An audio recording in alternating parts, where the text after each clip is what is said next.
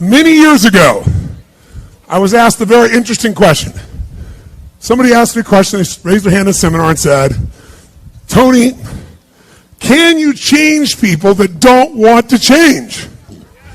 Of course you can change people who don't want to change. All you need is the right kind of. If you have enough leverage where change becomes an absolute. Now for some people, leverage is not even the threat of their own life. Some people rather die than have you tell them what to do. And so that's not the leverage. The leverage for them might be something for their children. Leverage for them might be spiritual growth. All of us have a leverage point. If you find the leverage, not the leverage you make someone do it, the leverage that will make them make themselves do it. We all have some place that'll get us to follow through. Now, if you get enough leverage and if you interrupt the pattern enough, how many of you ever had a pattern when you were a kid and you had like some obnoxious uncle or something and you were trying to be upset and they'd come like rub your damn head or some dish, make you crazy, and you couldn't stay upset because they kept doing this to you? How many had this happen? Say, aye. If you have enough leverage and you break someone's pattern enough times, a new pattern will show up. If you're conscious, you can create the new pattern. So the answer is yes. Now then the question would be, Tony, if all it takes is leverage, then why don't most people change? And I had a lot of answers for that, but that night, I'm a night person. That night, I'm wired up after a seminar. It's like 2 o'clock in the morning, it was December. And so I flip on the television in the back for some white noise, looking for CNN, and I come across the old Christmas classic, this Christmas Carol, right? A Dickens classic. And I see it in black and white, and I start watching the movie, and I'm remembering it from being a kid. And as I'm watching this thing, I see this man named Scrooge who clearly doesn't want to change. In fact, he's certain he doesn't need to change because what's happened is his life went through a lot of pain. And when he got pain, he looked for the source of that pain, and he said it was being close to people. So he decided his people equals pain. Remember the red squares we talked about? So now he wants to avoid people, and he's mean to people. Now, he's also very wealthy financially. He makes up this belief that because I'm mean and tough with people, I'm rich. The truth is, he's financially rich. If you watch the movie, you read the story, when everybody else is gone, who's still working? He is. He's hardworking, he's thrifty, he's smart, he's intelligent, but he thinks he's rich because he's mean. So he doesn't want to lose being rich. He doesn't want to lose not being hurt. So he has a belief. Be mean to people and everything works out, even though he's miserable. Can we have beliefs that make no sense and yet still believe them? Yes or no? Sure, we just get wired. So I'm watching this guy. Now, the only way people change is if they associate either enough what? Pain, so they have to change, or they associate changing will equal enough what? And ideally, if you get both, you'll change. If you get, every moment I do this, the pain's getting more and more intense, there's a point where you must change. And if I change, I get all this pleasure, you're going to want to change. How many follow? But what equals pain and what equals pleasure is what you associate in your nervous system. So what happens is, the only way you create change is changing what you link pain and what you link pleasure to in your nervous system, not just in your head, in your gut. That's what controls you. Lots of times in your head, you know what you should do, but your gut takes over. Your fear, or your greed, or your desire, or your comfort, or whatever. Who knows what I'm talking about here? Say aye. But watch this. How many of you used to have a favorite dessert, or a food, or a form of alcohol that you really, really, really loved? And then one night you had an experience like never before, where something happened, where this food or this drink or this alcohol that you love so much, it went down, but it kept coming back up at a level of intensity and with enough aroma and pain and association that to this day, it takes no willpower just to think of that alcohol or think of the smell of that food or look at it makes you appalled, makes you repelled. Who's had an experience like this in your life? Say aye. Tell me what that change was. Was that a change in willpower? No. All that happened is your brain changed what it used to link pleasure to, it now links pain to. When you link enough pain, it takes no willpower, you're going to avoid it. The problem is some of you are linking pain to things you need, like exercise, right? Or pain what you need, like a relationship, right? And it's the wrong association, but it's going to control your life. Your job is to change what you link pain and pleasure to. So that night, what was pleasure became pain, and now it takes no willpower, you just avoid it. So we call that changing what you associate to things in your nervous system, or for short, a neuroassociative change. In other words, changing in your nervous system, what you associate pain and pleasure to. So, by the way, in this Christmas Carol story, does this man Scrooge change his life? Yes or no? He didn't want to change. Does he change his life a little or completely? And by the way, how fast? An heartbeat in one evening. How does it happen? 3 neuroassociative conditioning specialists show up at his house. Right? 3 ghosts show up, and what do? They get him to link a massive, unbearable amount of what? To all the things he did in the past around people. Then they go to everything he has in the present, pain, and everything in the future, pain, till there's so much, there was nowhere to escape. Here's the other reason why people don't change. Because right now, my relationship's in pain. But it was good in the past. So you escape having to change by remembering a good time. Or, I might be coughing and having these problems with cigarettes right now, but you know what? George Burns lived to be 102. He smoked cigars, by the way, and he's 1 out of 10 billion people that pulled that off. But let's not confuse ourselves with ratios. So you make up what the future is. If your present is painful, you can escape to the past and get out of the pressure to change. How many follow this? Say I. Or you can escape to a future because no one knows what it is for sure and you can make it up. But if your brain links, it's been painful in the what? Past, in the, and it's even worse in the, you'll change like that. Who here has ever stayed in a relationship that you knew was not right for you? It wasn't right for you, it wasn't right for them. Who has ever stayed in a relationship way too long? Who's done this before? Raise your hand. Say I. It wasn't good for you, it wasn't good for them, yet you stayed. Why? Why? Because even though it's painful in the present, what'd you do? You said, it'll get better over there in the future. Who finally changed? Who here finally changed that? Say I. How'd you do it? Your brain went, it's painful now, it was painful in the past, it's going to be worse in the future, that's it. That's what I call a Dickens pattern. When you lock in pain in all those places, there's no place to escape, so you change. It's like if you put a wall here, and a wall here, and we close them in on you, amazingly, you'll move forward. That's what we're talking about. Giving yourself leverage on yourself that way, not having someone else do it to you, you do it to yourself. That's when you got the power again. How many get it? Say I. So, think about what's the holy grail between somebody taking action or not. It's one word, certainty. When somebody is absolutely certain, the common word is believe, right? But, you can believe at a general level or you can believe what's certain. When you're absolutely certain that if I do this, it's going to get that result and that result's going to change my life, you'll do it. When you think it absolutely is not going to work, you're never going to do it. The middle no man's land of maybe it'll work, maybe it won't, that's the piece that kills people, right? So if it's a must for you, you got to make it work, right? In our case, right? That's an example. If it's not a must for you and you're not sure, you don't know what to do. So years ago, I'd look around and say, okay, how do people get themselves to follow through that haven't been following through? What's the difference? And I started interviewing hundreds of people, literally, and eventually thousands, because I had thousands of my events. So I'd ask the group to give me their feedback.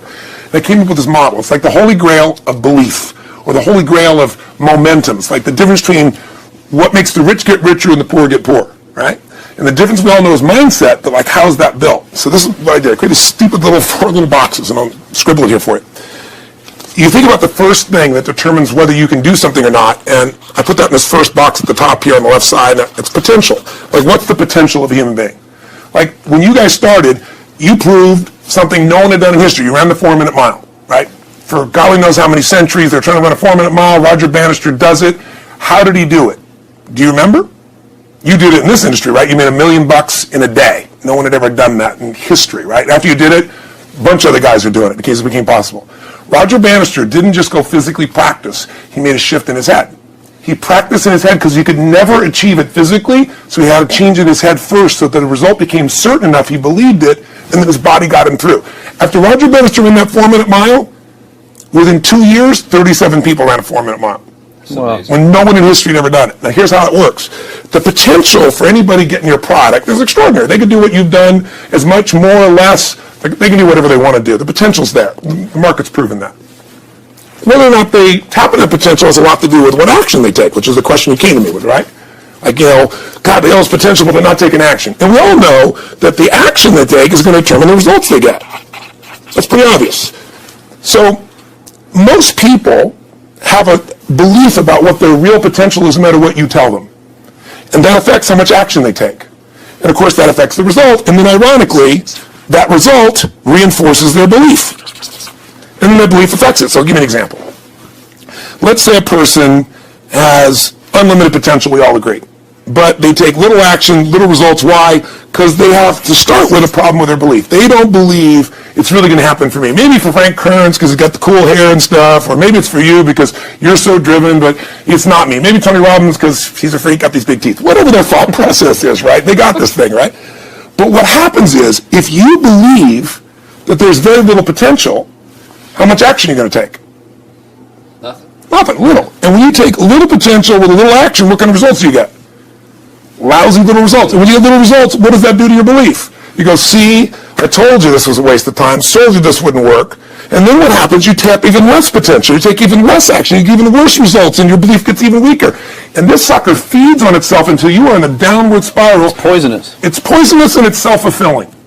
Now, what if something could happen that could come along and fill you with a sense of absolute certainty? Not like I believe, but where you know. In you guys' case, mine as well, we knew because we had to. Because we burned the boats. There was no other option. We had to find a way. We weren't going to live that way. We all did it in different ways and for different reasons, but in essence, that was it.